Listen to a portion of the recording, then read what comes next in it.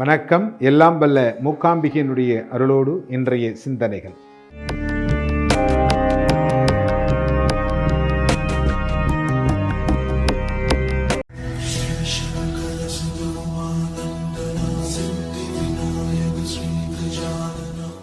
குரு அப்படின்னா நம்மெல்லாம் என்ன நினச்சிக்கிறோம், உடனே தட்சிணாமூர்த்தியை போய் பார்க்குறோம். இந்த தட்சிணாமூர்த்தி குருவானவர், முருகன் குருவானவர். ஏன்னா பிரம்மாவனுடைய வேலையை முருகனும் சிறிது காலம் செய்து வந்தார். பிரம்மா சிறையில் இருக்கிற பொழுது முருகன் தான் பிரம்மாவனுடைய வேலையை செஞ்சார். அதனால அவரும் குருவானவர், முருகனும். ஆனா நம்ம என்ன பண்றோம், தட்சிணாமூர்த்திக்கு போய் கொண்டக்கடலை மாலை சாத்துறது, அவர்கிட்ட போய் மஞ்சள் துணியை வைக்கிறது, அவருக்கு முல்லை புஷ்பம் சாத்துறது, இதெல்லாம் நல்லதான்னு கேட்டீங்கன்னா அது அந்த அளவுக்கு உகந்ததாக இருக்காது. ஏன்னா நவக்கிரகத்தில் இருக்கக்கூடிய குருவை நீங்கள் வழிபாடு செய்தால்தான் உங்களுக்கு நவக்கிரகத்தில் இருக்கக்கூடிய குரு மூலமாக ஏற்படுகின்ற பிரச்சனைகள் தீரும். இப்ப திருமணத்தடை அப்படிங்கிறது நிறைய திருமணத்தடை. ஆண்களை பார்த்தாலும் பொண்ணு கிடைக்கலாங்க, பொண்ணை பார்த்தாலும் ஆம்பளை கிடைக்கல, மாப்பிள்ளை கிடைக்கலன்றாங்க.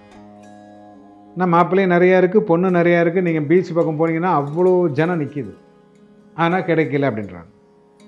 இதில் கேட்டால் இன்னொரு சிலர் சொல்லுவாங்க, எங்கள் ஜாதியில் பொண்ணே கிடையாது அப்படின்பாங்க. அப்படிலாம் கிடையாது. இனிமேல் பிறந்து வரப்போவது கிடையாது, பிறந்திருப்பார்கள். அவர்கள் யார் என்று தேடி கண்டுபிடிக்க வேண்டும். அதோடு இந்த குருவனுடைய அனுகிரகம், உச்சித காலத்தில் திருமணம் நடைபெற வேண்டும். 40 வயசுல கல்யாணம் பண்ணா அவன் என்ன பண்ண போறான்?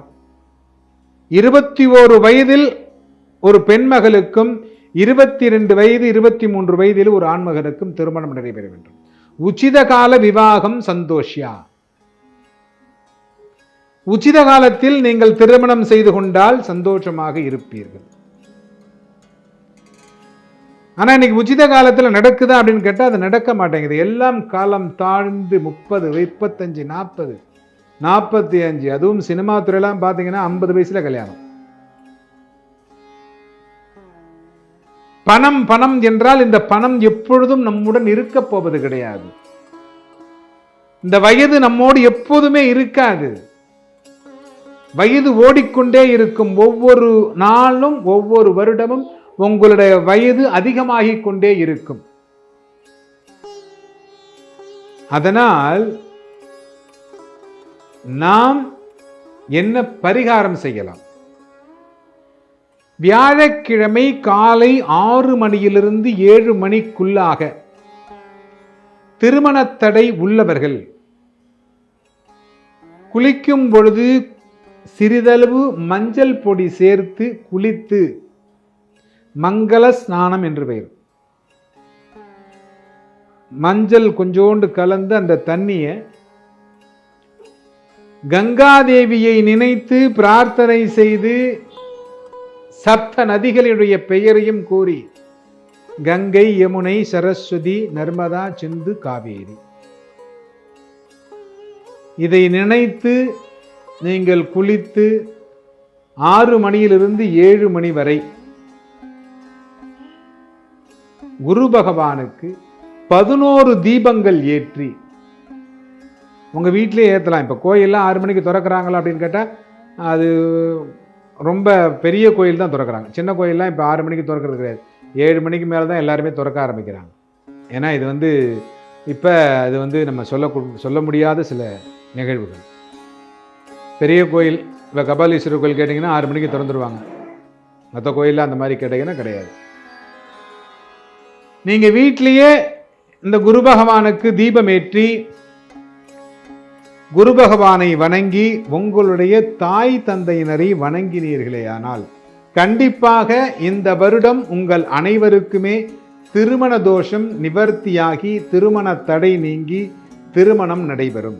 அப்படி செய்கின்ற பொழுது ஒரு தேங்காயை மஞ்சள் தடவி அந்த குருவனுடைய பாதத்திலே வைத்துவிட்டால் 11 மாதத்திற்குள் கண்டிப்பாக திருமணம் நடந்துவிடும். திருமண தடைங்கிறது முடிஞ்சிடும். 2 தேங்காய் வைக்கணும், 1 தேங்காய் வைக்கக்கூடாது. 2 தேங்காய் மஞ்சள் தடவி விநாயகருக்கு பக்கத்தில் அந்த குருவை நினச்சி அதை வச்சுட்டீங்கன்னாக்க கண்டிப்பாக திருமண தடை என்பது நீங்கிவிடும். திருமணம் நடந்துவிட்டது, எனக்கு குழந்தையின்மை, குழந்தை இல்லை, என்ன செய்யலாம்? என்ன செய்ய வேண்டும் அப்படின்னா, வியாழக்கிழமையில் வரக்கூடிய பௌர்ணமி இல்லையா, வியாழக்கிழமை பௌர்ணமி வரல, என்ன பண்ணலாம்? ஞாயிற்றுக்கிழமை வருது, திங்கக்கிழமை வருது, செவ்வாய்க்கிழமை வருது, ஞாயிற்றுக்கிழமை தான் வருதே தவிர எனக்கு குருவாரத்தில் வரல. எந்த கிழமையில் பௌர்ணமிகள் வந்தாலும் அந்த குரு ஓரையில் பார்த்து கொள்ள வேண்டும். ஒவ்வொரு நாளும் குரு ஓரை இருக்கும். அந்த குரு ஓரையில் நீங்கள் நதியிலேயோ அல்லது ஏரி குளம் போன்ற இடங்களிலோ சென்று நிதானமாக 1 மணி நேரம் அந்த தண்ணீரில் நின்று குரு பகவானை பிரார்த்தனை செய்து, நல்ல இவ்வளோ தூரம் தண்ணியில் போய் நிற்கணும். நின்று இந்த குருவை பௌர்ணமி அன்னைக்கு, குரு பூர்ணிமான்னு சொல்லுவாங்க, குருவை அன்னைக்கு தியானம் பண்ணணும். தியானம் பண்ணி 11 மாதம் அந்த மாதிரி அந்த பௌர்ணமி அன்னைக்கு நீங்கள் தியானம் செய்து குருவை வழிபாடு செய்து குருவுக்கு தேவையான அனைத்து பணிகளும் செய்தீர்களேயானால், முல்லை புஷ்பத்தினால் அர்ச்சனை செய்தால் கண்டிப்பாக இந்த குழந்தையின்மை அப்படிங்கிறது இருக்காது. அனைவருக்கும் குழந்தை பிறந்துவிடும். எல்லோரும் இன்புற்றிருக்க சுவாமிநாத சுவாமியை பிரார்த்தனை செய்கிறேன்.